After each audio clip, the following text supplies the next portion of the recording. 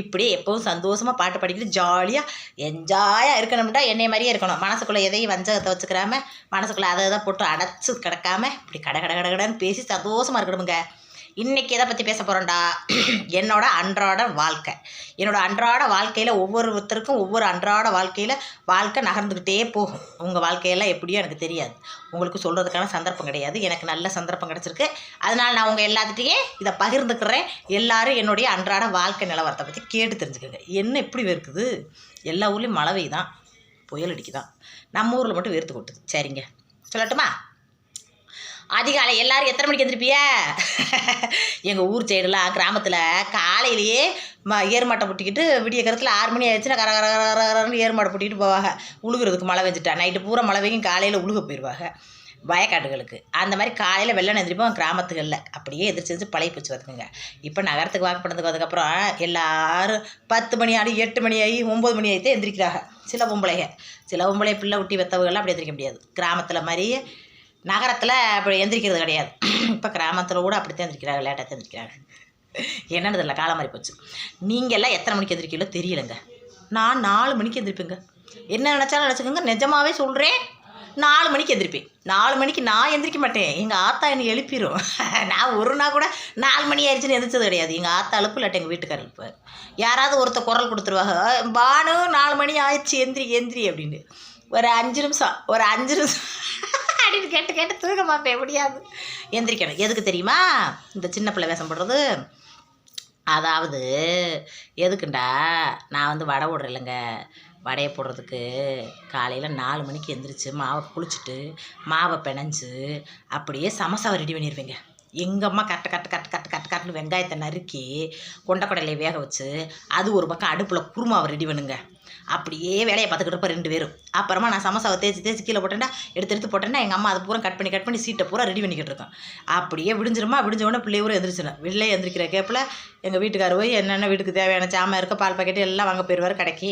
எங்கள் அம்மா அதுக்குள்ளே பிள்ளைகளை எழுப்பி பாத்திரம்லாம் அனுப்பி 50 பேர்த்துக்கும் குளிக்க வச்சு சாக்ஸ் எல்லாத்தையும் போட்டு அப்படியே சமைச்சு வேலையை பார்த்துக்கிட்டு இருக்குங்க. நான் அந்த டயத்தில் ஒட்டிக்கிட்டு இருப்பேங்க, சமோசா அப்புறம் ஒட்டிக்கிட்டு இருப்பேங்க. ஒட்டி முடித்த கேப்பில் எங்கள் வீட்டுக்காரர் வந்துடுவார். அடுப்பு அங்கிட்டு பற்ற வச்சு, பெரிய அடுப்பு, அந்த அடுப்பை காட்டுறேன் உங்களுக்கு. இப்போ எதுக்கு அதெல்லாம் எடுத்து காட்டுறீங்களா, ஹவுஸ் ஓனர் பார்த்தா தண்டை போச்சு, கும்பிட்டு வேலையை நடக்குது வீட்டில்ன்றாரு. அதுக்குதான் அப்படியே பொறிச்சு அப்படியே ஒவ்வொரு கேண்டீனாக கொண்டு போய் காலையில் 8 மணிக்கெலாம் கொண்டு போய் கொடுக்குறதுக்கு எங்கள் வீட்டுக்காரர் ஓடியே வருவாருங்க. எங்கம்மா காலையில் சாப்பாடு இந்த வேலையெல்லாம் முடிஞ்சு வச்சோடனே எங்கள் அம்மா கூடையில் சாப்பாடெல்லாம் கட்டிக்கிட்டு பருப்பு மில்லில் வேலை பார்க்குதுங்க. பருப்பு மில்லில் 500 ரூபா சம்பளம் அதுக்கு. அங்கே வேலை பார்க்குறதுக்கு அது என்ன செய்யும், கூடையில் சாப்பாடு கட்டிக்கிட்டு போயிட்டு வரேன்ட்டு போயிடுங்க. நான் பிள்ளைகளை பூரா அள்ளி பற்றிக்கிட்டு பள்ளிக்கூடத்தில் விட்டுட்டு நேராக 9:30 வீட்டுக்கு வருவேங்க. 9:30 வீட்டுக்கு பார்த்தா அப்படியே கிடக்குமுங்க அல்றதுலையா வீடு. அங்கே துவைச்சி போட்டது அங்கே கிடக்கும், பாய் சுருட்டாமல் கிடக்கும், எல்லாம் அப்படியே கிடக்கும். வெங்காயம் நறுக்கி போட்ட தோல் ஊரம் கும்மிக்கிட்டு கிடக்கும். இங்கிட்டு சமோசா பிணைஞ்சது ஊரம் பிணைஞ்ச இடத்துல ஊரம் மாவாக கிடக்கும். பார்த்தா கிருகிருன்னு வரும். ஆனாலும் அந்த கிருகிருப்பெல்லாம் மனசில் பதியாமல் நேராக பெட்ரூமில் கொஞ்சம் நேரம் ரெஸ்ட் எடுப்பேன். ஒரு 5 நிமிஷம் ரெஸ்ட் எடுத்து என்னென்ன இதில் இருக்குது, எவ்வளோ இன்றைக்கி பணம் ஏறி இருக்குது, இன்றைக்கி எவ்வளோ பேர் பார்த்துருக்காங்க, வியூவர்ஸ் பார்த்துருக்காங்க, எவ்வளோ பேர் என்ன பண்ணிக்கிட்டு இருக்காங்க அப்படின்ட்டு என்னவாத கமாண்டு வந்திருக்கா, இதெல்லாம் நோட் பண்ணுவேங்க. நோட் பண்ணால் 9:30 10 மணி ஆயிருங்க. 10 மணிக்கு ஒரு வீடியோவை அப்லோட் கொடுத்துப்புட்டு குடுன்னு ஒடியே வை அடுப்படியில் தண்ணியை ஊற்றி ஆல்ரெடி ஊற வச்சுருவேன். ஏன்னா மாவு பிணைஞ்ச இடம் அப்படியே மாவாக இருக்கும். அதை பூரா ஊற வச்சுருவேன். அது ஊறி போயிருக்கும். அதை பூரா சோப்பு போட்டு நல்லா கழுவிட்டு அடுப்படியை பூரா கிளியராக கழுவிட்டு பாத்திரம் தள்ளி போட்டு கப்பன்னு விளக்கிட்டு 1-2 துணிமணி கிடச்சிடும், அதையும் துவைச்சி போட்டுவிட்டு எல்லா நாளும் துவைக்க மாட்டேன். எனக்கு கொஞ்சம் ரொம்ப ரெஸ்ட்டு தேவைப்படுதுன்னா அன்றைக்கி துவைக்கிறத நிப்பாட்டிக்கிடுவேன். போட்டுவிட்டு அப்படியே என்ன செய்வேன், வீடு வாசலாம் அடித்து கூட்டிவிட்டு எல்லா வேலையும் பார்த்துட்டு ஒரு 11 மணியாக இதாயிரும். 1 மணி நேரம் ஆகும் பாருங்க இந்த வேலையெல்லாம் முடிக்க. 1 மணி நேரத்தில் வேலையை முடிச்சுட்டு திரும்ப ஓடியாந்து வீடியோ பார்ப்பேன். எவ்வளோ பேர் பார்த்துருக்கு, சூப்பராக வியூஸ் போயிடுச்சுன்னா அப்படியே விட்டுருவேன். சூப்பராக போய்கிட்டு இருக்கு, இனி இடையில வீடியோவை 1 மணி 2 மணிக்கு அப்லோட் பண்ணிக்கிறோம்னு சொல்லிட்டு அப்படியே போனேன் நெட்டை ஆஃப் பண்ணி வச்சுட்டு படுத்துருவேன். சரியாக போகலை அப்படின்னா அடுத்த ஒரு வீடியோ அப்லோட் கொடுத்துட்டு சாப்பிட்டுட்டு அதுக்கப்புறம் நான் தூங்க ஆரம்பிச்சிருவேங்க. ஏன்னு கேளுங்க, 4 மணிக்கு எந்திரிக்கல, 4 மணிக்கு எந்திரிக்கிறது ஒரு மாதிரி தலை வலியாயிரும், ஒரு மாதிரியாக இருக்கும். அதனாலட்டு ஒரு 11 மணிக்கு தூங்கினேன்னு வச்சுக்கோங்களேன். எங்கள் வீட்டுக்காரர் 2 மணிக்கு சாப்பிட வருவார். நான் காலையிலே ப்ரிப்பேர் பண்ணிடுவேன். அந்த வேலை பார்த்துட்ருக்கேன் பார்த்தீங்களா, சமையல் அடுப்படிலாம் குடிச்சிட்ருக்கேன் பாருங்கள், அந்த டயத்தில் லஞ்சை ரெடி பண்ணிடுவேன். லஞ்சை ரெடி பண்ணி வச்சுட்டு மேக்ஸிமம் காலையிலே பண்ணிடுவோம். அதாவது காலையில் சாப்பாடுக்கு ரெடி பண்ணுற பாருங்க அப்பயே பண்ணிடுவோம். ஏன்னா எங்கள் அம்மாலாம் வந்து அங்கே வெளியில் கொண்டு போகிறதுனால பண்ணிடுவோம். ஒரு சில நாள் மட்டும் பண்ண முடியாமல் போகிறனால எங்கள் அம்மா கடையில் சாப்பிட்டுக்கிறேன்னு சொல்லிட்டு ஓடிடும். எங்கள் வீட்டுக்காரரும் லஞ்சுக்கு வர்றப்போ அன்றைக்கி மட்டும் நான் லஞ்சு ப்ரிப்பேர் பண்ணுவேன். அப்படியே போய்ட்டுருக்குங்க. அதுக்கப்புறம் சாயந்தரம் அது வரைக்கும் தூங்கிடுவேன். ஒரு 2 மணியை போல் எங்கள் வீட்டுக்காரர் வந்து காலிங் பெல் அமுக்குனாருன்னா எந்திரிச்சேன்னு வச்சுக்கோங்களேன். அதுக்கப்புறம் 2 மணிக்கு எங்கள் வீட்டுக்காரருக்கு சாப்பாடை கொடுத்துட்டு 2 மணிலேருந்து அங்கிட்டு புறம் போயிட்டு பாப்பா கூட்டிகிட்டு வந்து அவரே விட்டுருவார். இப்போ பாப்பா கூப்பிட்றதுக்கு நம்ம போக தேவையில்ல, ஒரு பாப்பா வேனில் வந்துடும். அதனால் பாப்பா கூப்பிட்டு வந்து வீட்டில் விட்டுருவார். பாப்பா வீட்டில் கூட்டிகிட்டு வந்து விட்ட உடனே நான் அந்த பாப்பாவுக்கு எல்லாத்தையும் ட்ரெஸ்ஸஸ்லாம் சேஞ்ச் பண்ணிவிட்டு அதுக்கு என்ன சாப்பாடை கொடுத்துட்டு அதுக்கப்புறம் மாவுக்கு எல்லாம் பிணைஞ்சு கடைக்கு அடுத்த 4 மணிக்கு இருக்குல்ல, 4 மணிக்கு நான் சமோசாவை காலையிலே ரெடி பண்ணி ஃப்ரிட்ஜில் எடுத்து வச்சுருவேன். ஏன்னு கேளுங்களேன், ஒரே இதுக்கு பண்ணிடணும். ஏன்னா ஓயாமல் பிசைஞ்சால் அடுப்படியில் கொச்சன்னுக்கிட்டே இருக்கும், அதை க்ளீன் பண்ணுறதுக்கு நேரம் இருக்காது. அதனால் தங்கச்சி கல்யாணம் பண்ணிட்டு கட்டாமல் இருக்கும்போது சாயந்தரமாக வந்து எல்லா வேலையும் பார்த்துருவா. இப்போ தங்கச்சியை கல்யாணம் கட்டி கொடுத்துட்டோம். அதனால் அம்மா வந்து வேலையும் பார்த்துட்டு வந்து இங்கே வீட்டு வேலையும் பார்க்கறது ரொம்ப கஷ்டப்படும் அப்படின்னு யோசனை பண்ணிக்கிட்டு காலையிலேயே அந்த ஒரு 100 சமோசா கிட்ட செஞ்சு ஃப்ரிட்ஜில் எடுத்து வச்சுருவேன். ஃப்ரிட்ஜில் எடுத்து வச்சுட்டா அது பாட்டுக்கு இருக்கும். அதுக்கப்புறம் சாயந்தரமாக வெங்காயத்துக்கு இதுக்கு மட்டும் நறுக்கி நான் வடையை சேர்த்துட்டு பிள்ளைகளாம் வந்து கரெக்டாக வீட்டுக்கு வந்துடும். 5 மணிக்கு வீட்டுக்கு வந்துடும். 4:30க்கு வண்டி எடுத்துகிட்டு போய் வீட்டுக்கு கீழே தான், ரொம்ப தூரம்லாம் போக மாட்டேன், வீட்டுக்கு கீழேயே கடையை ரெடி பண்ணி எடுத்துருவேங்க. இப்போ வந்து வீடு கட்டிக்கிட்டு இருக்கோங்க. அதனால் வீடு கட்டுறதுக்கு ஒரு 2 மணிக்கு எங்கள் வீட்டுக்காரர் வராருல, வந்ததோடு நான் போய் வீடு கட்டுறேன். அங்கே எங்கள் வீட்டுக்கு போயிடுறேங்க. அந்த வீடு கட்டுற இடத்த போய் பார்க்கணும். அங்கே வேலை எப்படி நடக்குது, என்ன நடக்குது, என்னென்னு பார்க்கணும்னு சொல்கிறாருன்னு இப்போ அங்கே போயிடுறேன். அதனால் இப்போ ஒரு மாதமாகவே கடை போடுறத ஸ்டாப் பண்ணி வச்சுருக்கேன். ஏன்டா அங்கே போயிட்டு புதுசாக ஆரம்பிச்சுக்கிறலாம் அப்படின்ட்டார் எங்கள் வீட்டுக்காரர். அதனால் சரின்னு நிப்பாட்டி வச்சுருக்கோம். அதனால் இப்போ 1 மாதமாக போடலை. அதுக்கு முன்னாடிலாம் வந்துட்டு சாயந்தரமும் போடுவோம். இப்போ 1 மாதமாக நான் லீவில் இருக்கேன். அதாவது காலையில் ஆர்டர் மட்டும், அதை கேண்டீன் ஆர்டர் மட்டும் கொடுத்துட்டு அப்படியே வீட்டில் இருக்கோங்க. இப்படித்தாங்க என்ன தேனாமல் என்னோடய பொழப்பு இப்படியே ஓடுதுங்க. அதுக்கப்புறம் சாயந்தரம் ஒரு 7-8 மணிக்கெலாம் வியாபாரம் முடிஞ்சு போயிருங்க. வியாபாரம் முடிஞ்சு வச்சுன்னா அதோட வீட்டுக்கு வந்துடுவேன். அம்மாவும் வீட்டுக்கு வந்துடும், வீட்டுக்காரர் வீட்டுக்கு வந்துடுவார். பறந்து அப்படியே பறவை கிளியாக பறந்து உணவு ஊரும் கூடு சேர்ந்துருவாங்க. அதுக்கப்புறம் என்ன, அப்புறமா நைட்டுக்கு ஏதாச்சும் சப்பாத்தி பூரி இல்லைன்னா இப்போ பூரியெலாம் சுட்டான்னு வச்சுக்கோங்க. அன்றைக்கி நான் சாப்பிடவே மாட்டேன். ஏன்னு கேளுங்க, எண்ணெயிலே கிடந்துட்டு அந்த பூரியா அப்படின்ட்டு நான் இப்படி பழைய கஞ்சியை போட்டுக்கிடுவேன்.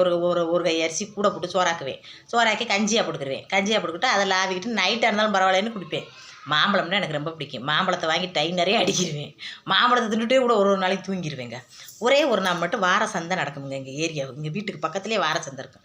அந்த வார சந்தையில் நல்லா வியாபாரம் ஆகும். ஒரு நாளைக்கு ஒரு 500 சமோசா கிட்ட ஓடும்னு வச்சுக்கோங்களேன். அதுக்கப்புறம் வடகடையெல்லாம் ஓடும். 500 சமோசாவையும் அன்றைக்கி காலையிலேருந்தே ஆரம்பிச்சிடுவேன். அன்றைக்கி மட்டும் தூக்கம் இருக்காது எனக்கு. அன்றைக்கி மட்டும் ரொம்ப கஷ்டமாகவும் போயிடும். அன்றைக்கி 4 மணிக்கு எழுந்திரிச்சிடமா, அதுக்கப்புறம் தூங்க முடியாதா, ரொம்ப அப்படியே தூங்கி விழுந்துக்கிட்டே சமோசா ஒட்டுவேன் பார்த்துக்குங்க. அந்த மாதிரி போயிட்டு அதுக்கப்புறம் அங்கேயும் போயிட்டு ஒரு மாதிரியா இருக்குது. அப்புறம் வியாபாரம் ஓடுறத பார்த்துட்டு அப்புறம் இன்ட்ரெஸ்ட் ஆயிடுவேன். ஆஹா, வியாபாரம் ஓடுதுப்பா, நம்ம பிழைக்கணுமாப்பா அப்படின்னு அதில் இன்ட்ரெஸ்ட் ஆயிடுவேன். 4 மணிக்கு போயிட்டு அந்த புதன்கிழமை வார சந்தையில் வந்து 11 மணியாக வீட்டுக்கு வரேன்.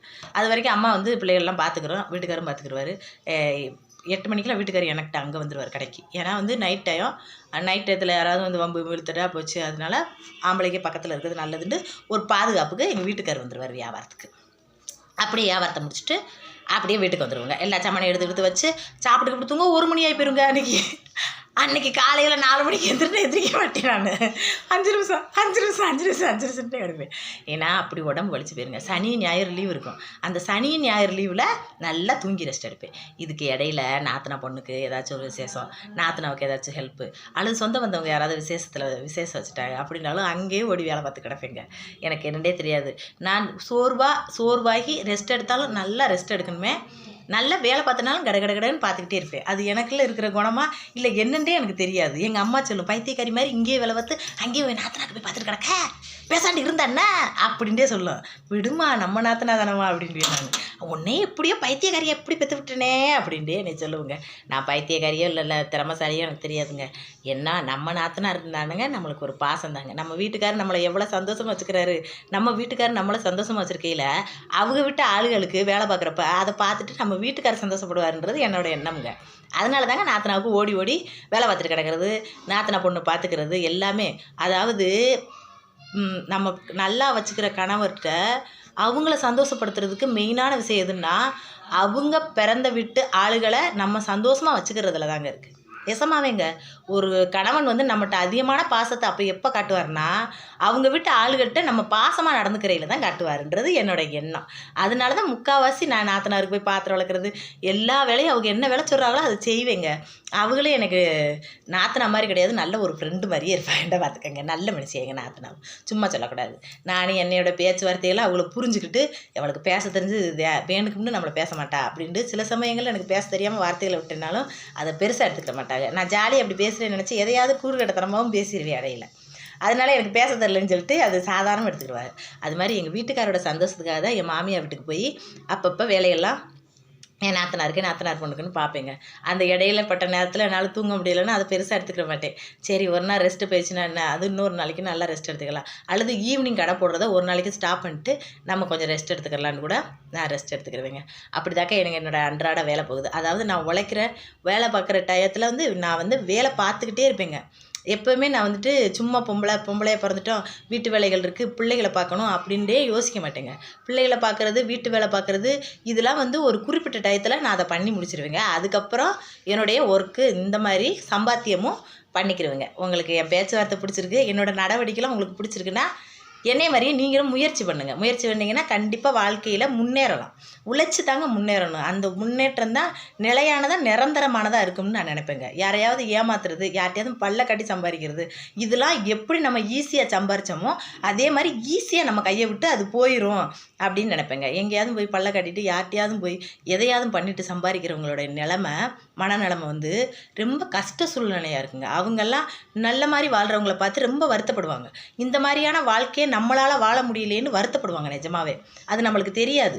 நம்ம எட்டியிருந்து பார்க்குறப்ப அவங்க அந்த மாதிரியான கெட்ட பொம்பளை, ஆனால் அவங்ககிட்ட எல்லா வீடு வசதி எல்லாமே இருக்கே, நம்ம நல்லா உழைக்கிறோம், ஆனால் நம்மகிட்ட எதுவுமே கிடையாதே அப்படின்னு ஒரு நாள் கூட வருத்தப்படாதீங்க. அப்படி ஒரு வருத்தத்தை பட்டீங்கன்னா நீங்கள் தான் உண்மையிலேயே முட்டாளான ஆள். நிஜமாவே சொல்கிறேன். அவங்ககிட்ட அதெல்லாம் இருக்கும். அதை அனுபவிக்கிறதுக்கான மனநிலையில் அவங்க இருக்க மாட்டாங்க. அவங்க தூங்குனா சரியாக தூக்கம் வராது அவங்களால. இவங்களால பிரச்சனை வருமா, அவங்களால பிரச்சனை வருமா, அவன் நம்மளுக்கு பிரச்சனை பண்ணிடுவானா, இவன் நம்மளை மிரட்டுவானா, இந்த எண்ணத்தோடு மட்டும்தான் அவங்களால வாழ முடியும். நிஜமாவே அவங்க ஏசி ரூமில் குளு குளு குளுன்னு படுத்துக்கிட்டு மேக்கப்லாம் போட்டுக்கிட்டு அழகழகழகன்னு ட்ரெஸ் போட்டுக்கிட்டு வெளியில் போனாலும் அவங்களுக்குள்ளே இருக்கிறது இதுதான் இருக்கும். நிஜமாவே சொல்கிறேன். அதனால் அன்னன்னைக்கு உழைச்சி பிழைச்சி நல்லபடியாக அந்த உழைப்பில் நம்ம முன்னேறணும். அது எப்படி பண்ணலாம் அப்படின்னு எல்லா பொண்ணுங்களும் யோசிச்சிங்கன்னா இன்னும் கொஞ்சம் நல்லாயிருக்கும். என்னோடய பேச்சுவார்த்தையில் உங்களுக்கு பிடிக்குதுன்னா லைக் பண்ணுங்கள். நிறைய நேரம் போயிட்டே இருக்கு, நான் பாட்டு பேசிக்கிட்டே இருப்பேன் கடகடன்னு கிறுக்கிச்சு கணக்கிட்டேன்.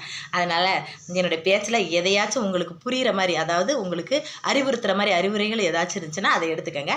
என்னோடய பேச்சுவார்த்தை உங்களுக்கு பிடிச்சிருக்குன்னா லைக் பண்ணுங்கள். இதுதான் என்னோடய அன்றாட வாழ்க்கை லைஃபு. இந்த லைஃபுக்குள்ளே இந்த அன்றாட வாழ்க்கையிலே இடையில நாத்தனாக்கும் போய் பாடுபட்டுட்டு ஓடி வந்துக்கிட்டு இருக்கேன். சரிங்க, லைக் பண்ணுங்க ப்ளீஸுங்க, லைக் பண்ணிடுங்க. எல்லா கதையும் கேட்டு மெய் மறந்துடாதீங்க.